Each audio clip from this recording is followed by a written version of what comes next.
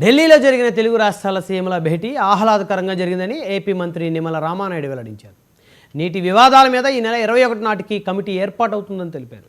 హైదరాబాద్లో గోదావరి బోర్డు, అమరావతిలో కృష్ణా బోర్డు ఉండేలా నిర్ణయం తీసుకున్నామన్నారు. రిజర్వాయర్ల నుంచి కాలువల్లోకి నీళ్లు వెళ్లే చోట్ల టెలిమెట్రీలు ఏర్పాటు చేయాలని, శ్రీశైలం ప్రాజెక్టు మరమ్మతులకు చర్యలు తీసుకోవాలని నిర్ణయించామని పేర్కొన్నారు. ఇది తెలుగు జాతి సంపద.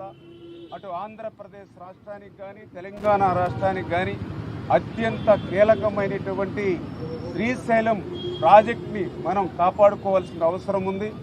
ఆ ఉద్దేశంతో శ్రీశైలం ప్రాజెక్టుకి ఈ మధ్య కాలంలో ఏదైతే రిపేర్స్ విషయంలో కానీ రక్షణ విషయంలో కానీ ఏదైతే మరి నిపుణులు ఇచ్చినటువంటి ఏవైతే ఆ డైరెక్షన్స్ ఉన్నాయో వాటిని ఫాలో అయ్యేటువంటి విధంగా మరి త్వరలోనే ఆ శ్రీశైలం సంబంధించినటువంటి ఆ రిపేర్స్ రక్షణ చర్యలు కూడా వెనువెంటనే తీసుకోవాలనేటువంటి నిర్ణయం.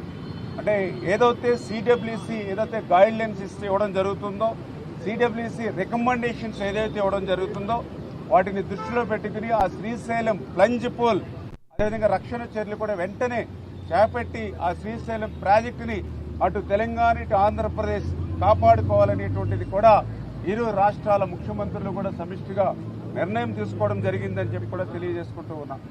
ఇరు రాష్ట్ర మేడిగడ్డ బ్యారేజ్